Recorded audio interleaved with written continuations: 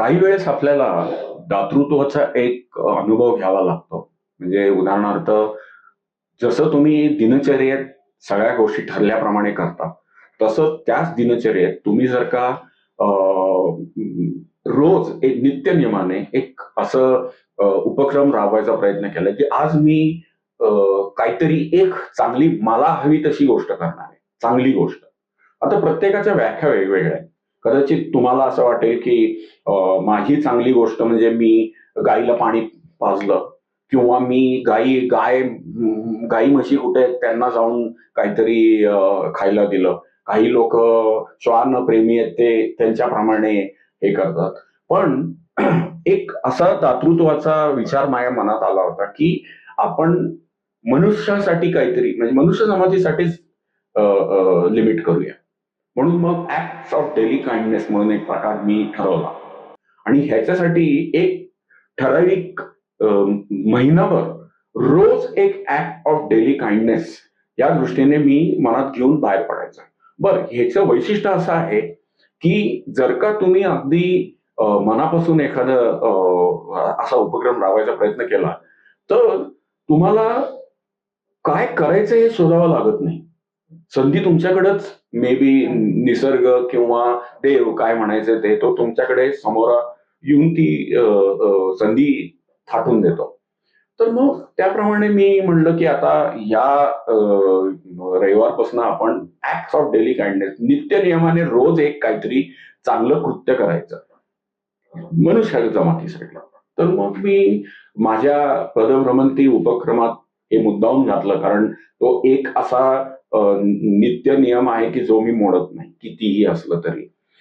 मग पर्वती करून मी तळ्यातल्या गणपतीतनं शनिपारापर्यंत चालत जाऊन पुन्हा येणं हा माझा नित्य नियम आहे आणि होता. तर त्या दरम्यान मी एक तळ्यातल्या गणपतीत गेलेलं असताना मला तुम्ही जर का मित्रमंडळ चौकातनं टिळक रोडचा जो रस्ता आहे तिकडनं खाली उतरायला लागल्यावर तुम्हाला एक वॉकवे स्टेअरकेस आहे आणि एक त्या टिपिकल अगदी एपिक तळ्यातल्या गणपतीच्या बाजू अशा पायऱ्या आहेत. तर वॉकवे ह्याच्यातनं मी चालत जाताना मला एक आंधळा माणूस जोरजोराने नका रे त्रास देऊ मला, नका त्रास देऊ असं मला कानावर पडलं. मग मी म्हणलं अरे काय आहे? म्हणून मी त्याच्याकडे निरखून बघितलं तर एक आंधळा माणूस त्याच्या वजन काट्यावरती वजन काटा घेऊन तिथे बसलेला होता आणि त्याच्यावर काही टगार पोरं मुद्दामून येऊन आपलं वजन बघून जात होते. त्याला काही कळतच नव्हतं. पण त्याचे कान तीक्ष्ण असल्यामुळे त्याला कळायचं की कोणीतरी उभं आहे आणि मग त्याला कळल्यावर तो हात लावायला जायचा तर ही मुलं पळून जायची. तर मग मला वाईट वाटलं. मी बाप्पाचं दर्शन घेऊन परत तिकडे आलो ओघाने आणि मी त्याला भेटलो आणि मी त्याला म्हणलं की काय तुमचं नाव बाबा? अहो बघा ना ही मुलं त्रास देतात मला, माझं वजन काट्यावर उभं राहतात, वेडेवाकडे काय झालं तर मला काय कळणार? म्हणलं बाबा तुमचं नाव काय? मग त्यांनी सांगितलं भारत बदे आणि हे त्याचं खरंच नाव आहे. भारत बदे. म्हणलं भारत बाबा नाव बघा काय? भारत. तर भारत बदे. म्हणलं भारत. मग तेव्हापासून मी त्यांना भारत भावा म्हणायला लागलो. म्हणलं काय आहे? ते म्हणले की मी मूळचा अकोला का जळगाव का मला वाटतं औरंगाबाद कुठले तरी इथले होते ते आणि तिथे माझे दुर्लक्ष केल्यामुळे डोळे गेले. ते का दुर्लक्ष झालं, काय केलं त्यांनी ती एक वेगळी स्टोरी आहे पण ती आता इथे नको बोलायला. तर डोळे गेले आणि मग जेव्हा मी कुटुंबावर जास्त भार व्हायला लागलो तेव्हा मी असं ठरवलं की आपण स्वतः स्वातंत्र्य उपभोगूया, दुसऱ्यांना त्रास नको म्हणून मी पुण्यात आलेलो आहे. म्हणलं तुम्ही करता काय? ते म्हणले इथे एक वाहनतळ आहे. त्या वाहनतळामध्ये रात्री देवदर्शनाला कोणी येत नाही. मग येत नसताना तिथे मालगाड्या येऊन लोक ठेवतात रात्रभरचं आणि सकाळ झाली की ते घेऊन जातात. तर त्या मालगाडीमध्ये पाठीमागे मी झोपतो.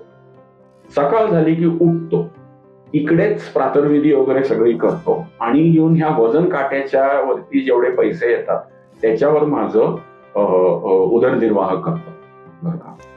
मी म्हणलं अरे बापरे, म्हणजे हा एक मोठा आपल्याला धडा घेण्यासारखा आहे. की ह्याची दुसऱ्यांबद्दलची आत्मीयता एवढी अफाट आहे की तो त्यांच्यावरती आपलं बोझ पडू नये, आपला त्रास होऊ नये म्हणून हा माणूस एवढा आंधळ्या अवस्थेत इकडे येऊन तो एक अशी गोष्ट करतोय की त्याच्यातनं जे उत्पन्न येते त्याच्यावर त्याचा उदरनिर्वाह करतोय. बर, तुम्ही हा एक विचार करू शकता की त्यातनं येणारं उत्पन्न किती लिमिटेड आहे. मग त्या लिमिटेड उत्पन्नात तो स्वतःचा उदरनिर्वाह पण मॅनेज करतो, म्हणजे तो बजेटिंग पण करतोय. मला थोडी कीव आली. मी त्यांना म्हणलं की तुम्हाला काय त्रास आहेत मला सांगा, कारण ऍक्ट ऑफ डेली काइंडनेसचा ही एक मोठी संधी माझ्यासमोर चालून आली होती. तर ते म्हणाले की मला दोनच त्रास आहेत, बाकी सगळे त्रास मी सहन करण्यासाठी समर्थ आहे. एक म्हणजे ही टगा पोरं येऊन माझ्या त्या वजन काट्यावरती येऊन उभे राहतात वेडेवाकडे, आणि दुसरी गोष्ट म्हणजे गुपचूप लोक येऊन त्या वजन काट्यावर उभे राहतात. मी सांगितलं मला ते पैसे देत नाहीत कारण त्यांना असं वाटतं की मला दिसत नाही, पण मला कळत असतं. मग म्हणलं त्यांना एक 100 रुपयाची नोट दिली आणि मी तिथून निघून गेलो. म्हणलं आता ह्या संधीवर आपण काम करूया. ह्या संधीवर काम करण्यासाठी मी माझा त्या काळी एक त्याचं नाव मला आठवत नाही, ईशान म्हणून एक मित्र होता जो माझ्याबरोबर अभियांत्रिकी अभ्यासाच्या दुसऱ्या डिपार्टमेंटला होता. त्याची इथेच पुण्यामध्ये वजन काटा बनवण्याची कंपनी होती. मग ती वजन काटा बनवण्याची कंपनी आहे. त्याचं आमच्या स्कूल बॅचमध्ये, कॉलेज बॅचमध्ये जाऊन त्याचे संपर्क, दूरध्वनी क्रमांक सगळे मिळवले, कॉन्टॅक्ट डिटेल्स, आणि मी त्या ईशानला कॉन्टॅक्ट केलं आणि ईशानला म्हणलं मला तू असा एक वजन काटा मॉडिफाय करून देऊ शकशील का. तो म्हणला कसा पाहिजे रे जितू तुला. म्हणलं त्याची जी मेटलची बॉडी आहे ज्याच्यावरती माणूस उभा राहतो, त्या मेटलच्या बॉडीला एक वेल्डिंग करून एक चेन आणि त्याला एक पुढे ब्रॅकेट ज्याच्या आतमधनं मी कफिंग करू शकेन, जे एखाद्या माणसाच्या हाताला कफ करता येईल. दुसरी गोष्ट त्याच्या आतली जी इन्स्ट्रुमेंटेशन आहे, म्हणजे त्याच्या आतली मधली मशिनरी आहे, त्याच्यात माणूस तिथे उभा राहिला तर त्याला हे कळलं पाहिजे की एक माणूस उभा आहे आणि टिंकन त्यातनं आवाज आला पाहिजे. तो म्हणाला जितू का नाही, मी हे करू शकेन पण सध्या माझ्याकडे ऑर्डर.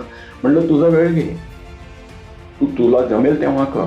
तो म्हणला जितू हे काय आहे, म्हणजे तू तर पहिल्यापासूनच जरा असल्या गोष्टींमध्ये रुची आणि रस घेणार आहे, हे काय नवीन प्रॉडक्ट करतोयस का. मग मी त्याला ही सगळी ऍक्ट्स ऑफ डेली काइंडनेस वगैरे ही गोष्ट सांगितली आणि मला हे सांगताना पण गहिवरल्यासारखं होत आहे की दुसऱ्या 18 तासानंतर तो ईशान माझ्या समोर ते वजन काटा आणि ते घेऊन उभा होता, जेव्हा मी त्याला ही गोष्ट सांगितली की हे असं होणार आहे म्हणून. आणि तो म्हणला चल कोण आहे हा भारतमध्ये, याला आपण जाऊन दाखवूया. आणि मग मी आणि ईशान गेलो. दुर्दैवाने त्या दिवशी त्या ठिकाणी तो भारतमध्ये नव्हता. तर मग आजूबाजूचे जे गणपती बाप्पाला आवडणारे जास्वंदीची फुलं, त्या दुर्वाच्या जुड्या, ते हार, यांना विचारलं तर ते म्हणले आज ते नेमके आले नाही. मला माहिती होतं की ते कुठे बसतात, कुठे राहतात. मग आम्ही लगेच पलीकडे लक्ष्मी मंदिराच्या शेजारच्या वाहनतळापाशी गेलो. तर तिथला जो गेटपाल आहे त्याला माहिती होतं की हे आहेत. ते म्हणले अहो आज ना ते लक्ष्मीनगर वसाहतीत गेलेले, त्यांना कोणीतरी घेऊन. मग म्हणलं तुम्हाला काही माहिती आहे का कधी परत येतील. नाही म्हणाले.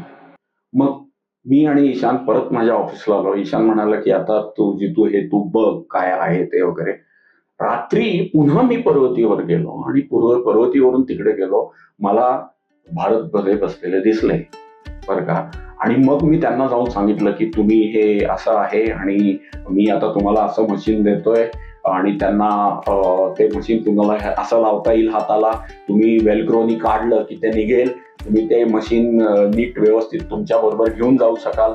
त्यांना एक समोरून ती हारवाली बाई होती, ती त्यांना रोज पलीकडे रस्ता क्रॉस करून त्यांच्या टेम्पोपाशी सोडायची आणि मग ते बसून दिलं आणि त्यांना सांगितलं की आता बघा ह्याच्यावर कोणी उभं राहिलं तर त्या माणसाला पण ते सतर्क करेल की आपण उभं राहिलोय आणि तुम्हाला पण कळेल की कोणीतरी नाक घेऊन उभं राहत आहे. त्या दोन्हीचा आवाज असा, आपण तो टिंग असा आवाज येतो, असं ते मशीन दिलं.